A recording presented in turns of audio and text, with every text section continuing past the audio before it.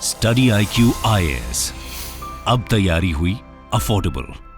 Agriculture and rainfall, इन दोनों का काफ़ी गहरा रिश्ता है अपने आप में, क्योंकि जब मैं इंडिया की बात करता हूँ स्पेसिफिकली, तो सबसे इम्पोर्टेंट जो हमारी एक्टिविटी है वो है एग्रीकल्चर एक्टिविटी, क्योंकि इंडिया की मेजॉरिटी पॉपुलेशन एग्रीकल्चर के ऊपर डिपेंडेंट है।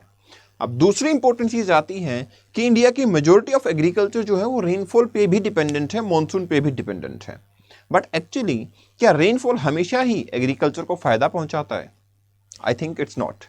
ये डिपेंड करता है टाइम पे कि किस टाइम रेनफॉल हो रहा है। लाइक इस टाइम पे जब आपके रबी क्रॉप का हार्वेस्टिंग टाइम है, इस टाइम पे आपका रेनफॉल अगर होता है तो फिर वो हमारी क्रॉप्स के लिए फ़ायदेमंद नहीं होता। दूसरी इंपॉर्टेंट चीज़ ये भी है कि रेनफॉल किस फॉर्म में हो रहा है। लाइक फॉर्म ऑफ रेनफॉल का मतलब वाटर ड्रॉपलेट्स आ रहे हैं आपके प्रेसिपिटेशन के अंदर, या फिर हेल स्टॉर्म आ रहे हैं आपके प्रेसिपिटेशन के अंदर, ये भी डिपेंड करता है। इसके अकॉर्डिंग भी आपका बेनिफिट जो है वो डिसाइड होता है। एक्चुअली अभी के टाइम पे आपको भी ये न्यूज़ देखी होगी, आपने सुना भी होगा, आपके सराउंडिंग में हुआ भी होगा। हुआ क्या है कि अनसीजनल रेनफॉल से और हेल स्टॉर्म से लगभग 18,000 हेक्टेयर ऑफ एग्रीकल्चर लैंड जो है वो महाराष्ट्र के अंदर डिस्ट्रॉय हुई। मतलब वहाँ पे जो एग्रीकल्चर प्रोडक्शन था वो लगभग फ्लैट हो गया। तो अब ये कॉन्सिक्वेंसेस जानने की कोशिश करेंगे, ये जानने की कोशिश करेंगे कि how and why basically these hail storms get formed and particularly in those belt, ये मेनली क्यों देखने को मिल जाते हैं। इससे पहले मैं एक चीज़ इंपॉर्टेंट बताना चाहूँगा आपको। देखिए, हर एक जगह पे जब आप सिविल सर्विसेज की तैयारी करते हैं, in any corner of the country, अगर आप सिविल सर्विसेज की तैयारी कर रहे हैं तो आपको प्रीलिम्स, मेंस और इंटरव्यू, इन तीनों स्टेजेस से पास आउट होना पड़ता है। अब प्रीलिम्स, मेंस और इंटरव्यू से जब आप निकलते हैं तो इन तीनों की तैयारी कॉम्प्रिहेंसिवली जरूरी है। और ये तैयारी आपकी स्टडी IQ करवा रहा है विद ए सिंगल पैकेज। मतलब आपकी प्रीलिम्स से लेके इंटरव्यू तक की कंप्लीट तैयारी जो है उसके लिए आपके पास बैच अवेलेबल है, जो कि स्टार्ट होगा 25 मार्च से। आप अगर इसमें एडमिशन लेना चाहते हैं तो no, don't look at this price of 35,000, क्योंकि ये आपके लिए कट करके इसको डाउन किया गया है। दैट इज कपिल लाइव का कोड यूज करेंगे तो you will be getting it at a discounted price of 28,000 only. सिर्फ 28,000 में आपकी प्रीलिम्स से लेके इंटरव्यू तक की तैयारी जो है वो कॉम्प्रिहेंसिवली करवाई जाएगी। सिमिलरली ज्योग्राफी ऑप्शनल के लिए अगर आप प्रिपेयर करना चाहते हैं तो ज्योग्राफी ऑप्शनल बैच आपका 27 मार्च से स्टार्ट होगा। अगेन वहां पे आप कपिल लाइव कोड यूज कर सकते हैं। You will be getting admission eight 12K only. हाँ, तो हम बात कर रहे थे हेल स्टॉर्म्स की। IMD ने अपने डेली प्रेडिक्शन के अंदर, डेली रिपोर्ट के अंदर ये स्टेट किया है कि आपका वाइड स्प्रेड मॉडरेट रेनफॉल जो है accompanied by thunderstorm, hail storms और आपकी फास्ट विंड, ये सब देखने को मिलेंगी majority part of India, Gujarat, MP, Chhattisgarh, Maharashtra, Haryana, Rajasthan, इन रीजन के अंदर आपकी ये सिचुएशन फॉर सम डेज देखने को मिलेगी। आज तो मैं बोल सकता हूँ कि ठीक है, today the condition is very well. अभी बारिश का मतलब ड्यूरेशन जो है जा चुका है, 2 से 4 दिन का प्रेडिक्शन जो IMD का था वो बेसिकली इस टाइप से था। लेकिन इससे प्रॉब्लम क्या है? रेनफॉल से प्रॉब्लम नहीं है, प्रॉब्लम है इसके टाइमिंग से, इसके टाइप से। एक्चुअली हुआ क्या है, after devastating crop loss in early मार्च, अब वापिस से 16 और 17 ऑफ मार्च को जो क्रॉप हार्वेस्ट के लिए रेडी थी, उस क्रॉप के अंदर क्या हुआ, लगभग वो फ्लैट कर दी गई है। किसके थ्रू? हेल्स के थ्रू। जो हेल स्टॉर्म आया उससे लगभग वो क्रॉप क्या हो गई, आपकी फ्लैट हो गई। Thousand of farmers they have been affected by the unseasonal rain. ठीक है, अनसीजनल रेन की वजह से काफी सारे फार्मर्स जो हैं उनको नुकसान हुआ है इसकी वजह से। और मेनली मराठवाड़ा रीजन जो है आपका महाराष्ट्र के अंदर, वहाँ पे फार्मर का काफ़ी ज़्यादा नुकसान हुआ है। IMD ने ये प्रेडिक्ट किया कि ऐसा मार्च 19 तक होता रहेगा, लेकिन 20 और 21 मार्च को भी हेल स्टॉर्म्स देखने को मिले थे इन सम पार्ट ऑफ इंडिया। यहाँ पे कुछ विलेजेस का आपको एग्जाम्पल दिया गया, जैसे नंदी डिस्ट्रिक्ट के अंदर हेल स्टॉर्म आया और काफ़ी हद तक व्हीट को, वेजिटेबल्स को, ग्राम्स को और अदर क्रॉप्स को डिस्ट्रॉय कर दिया गया। तो काफ़ी सारे ऐसे एरियाज हैं जिनके अंदर ये एक्सट्रीम वेदर कंडीशंस जो हैं वो आपके थाउजेंड ऑफ फार्मर्स को अफेक्ट कर रही हैं। लाइक यहाँ पे आपके एग्जांपल्स दिए हुए हैं कि कुछ कुछ एरियाज हैं ऐसे, जैसे मुतकेद एरिया है, तालुक है, जिसके अंदर तालुका के अंदर 10,000 के लगभग पीपल आर रिजाइडिंग, और उनकी जो लाइवलीहुड है it was completely dependent on agriculture. And you know कि एग्रीकल्चर के अंदर इस टाइप के नुकसान जो है देखने को मिल रहे हैं। काफ़ी सारे फार्मर की ऐसी स्टोरी बताई जाती है कि दे आर जस्ट होपिंग कि जो क्रॉप आएगी उससे आप नेक्स्ट जो ईयर होगा उसमें अपने बच्चों को एजुकेशन दे पाएंगे, but unfortunately that is not happening as of now, क्योंकि इस तरीके से क्रॉप के अंदर काफ़ी नुकसान हुआ है। सवाल क्या है? सवाल ये है कि ऐसी सिचुएशन जो है वो आखिर बनती है तो बनती क्यों है? तो जरा लोकेशन को देखिए, उसके बाद हम बात करते हैं। देखो, ये आपका वेस्टर्न घाट्स वाला रीजन है,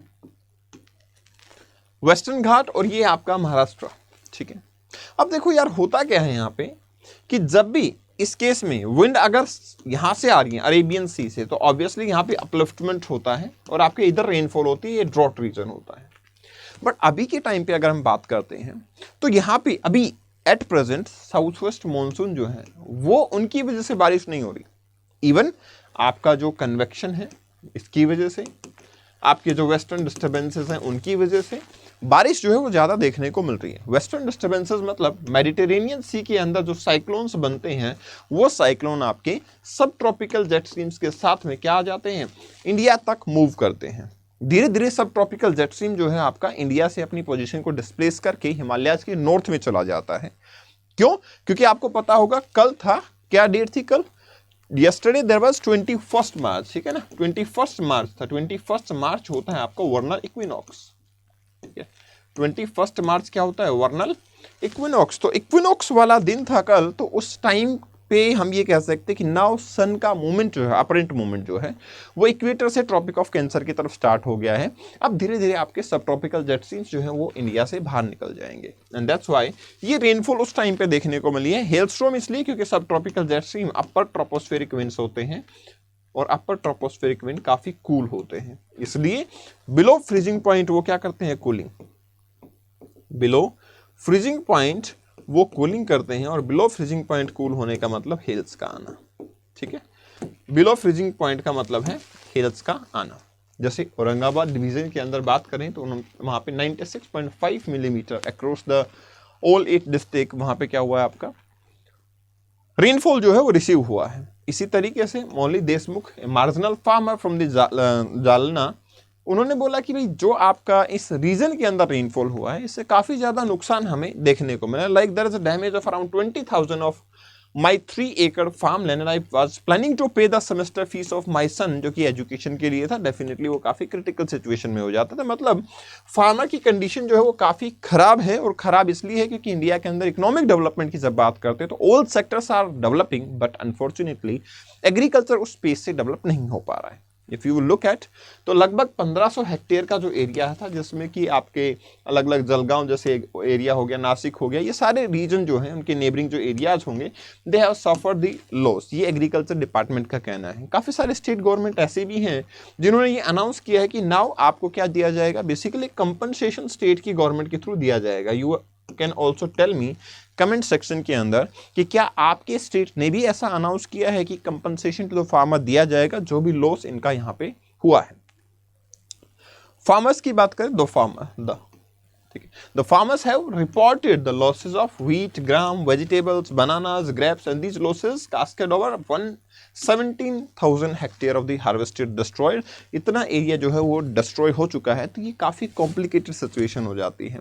देखिए, फार्मर की इनकम पहले ही बहुत कम होती है, और वो भी इस टाइप के जो नेचुरल इवेंट हैं इनके अंदर अगर नुकसान होगा तो फिर काफ़ी प्रॉब्लम वाली बात है। IMD का कहना है कि जो थंडरस्टॉर्म और हेलस्टॉर्म था वो आपके लाइक दिस वीकेंड तक भी कंटिन्यू रह सकता है। अब इतने लंबे टाइम तक अगर थंडरस्टॉर्म और हेलस्टॉर्म चलेगा तो वो काफ़ी नुकसानदायक जो है वो फार्मर के लिए हो सकता है। IMD की डेली रिपोर्ट में स्टेट किया गया है कि वाइड स्प्रेड और मॉडरेट रेनफॉल जो है वो आपका थंडरस्टॉर्म से इन रीजन के अंदर देखने को मिला। 19 मार्च तक उन्होंने बोला कि रहेगा। और कुछ कुछ रीजन ऐसे हैं जहाँ पे जैसे छत्तीसगढ़ हो गया, मध्य प्रदेश हो गया, आपका महाराष्ट्र हो गया, विदर्भा रीजन, देयर आइसोलेटेड हेलस्टॉर्म्स यहाँ पे देखने को मिलते हैं। सिमिलर हेलस्टॉर्म्स जो आपके तेलंगाना में, आंध्रा में और तमिलनाडु, कर्नाटका, तेलंगाना के अंदर भी प्रोबेबिलिटी है कि आ जाएं। बेसिक सवाल यही है कि देखो, ये जो आपके हेलस्टॉर्म्स हैं ये एक तो बहुत ज़्यादा इंटेंस कूलिंग हो जाती है, इसकी वजह से होता है। दूसरी चीज़, साउथ वेस्ट मानसून नहीं है ये आपका क्या है, बेसिकली यहाँ सिचुएशन है आपके कन्वेक्शन की, जिसकी वजह से ये थंडरस्टॉर्म जो है वो देखने को मिल जाता है। बट ये काफ़ी हार्मफुल होता है क्योंकि ये रबी क्रॉप का हार्वेस्टिंग टाइम है, जो कि फार्मर के लिए रेनफॉल होना, हेलस्टॉर्म्स आना बिल्कुल भी बेनिफिशियल नहीं होता है। ओके, चलिए अब जाने से पहले मैं एक इंपॉर्टेंट चीज़ आपको बता देता हूँ P2I बैच के बारे में, मतलब प्रीलिम्स से लेके इंटरव्यू तक की तैयारी। कई बार क्या होता है, हम प्रीलिम्स के लिए अलग से बैच लेते हैं, फिर मेंस के लिए अलग से बैच लेते हैं, फिर इंटरव्यू के लिए अलग से तैयारी करते हैं। तो वो चीज़ें आप बचने के लिए आप यहाँ पे अपना कपिल लाइव का कोड यूज करके एडमिशन ले सकते हैं। आपका 25 मार्च से बैच स्टार्ट होगा, जिसमें आपको क्या किया जाएगा, प्रीलिम्स, मेंस और इंटरव्यू तीनों की कॉम्प्रिहेंसिव तैयारी जो है वो करवाई जाएगी।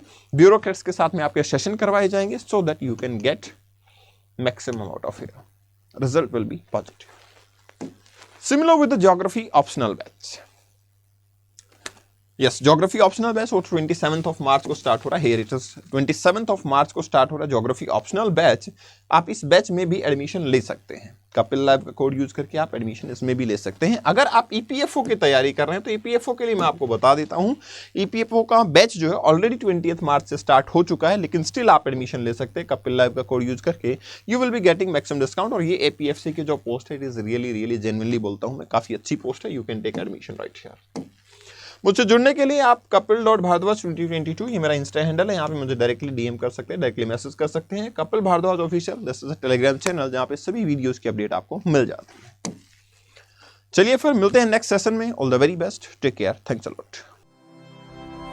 स्टडी IQ IAS, अब तैयारी हुई अफोर्डेबल।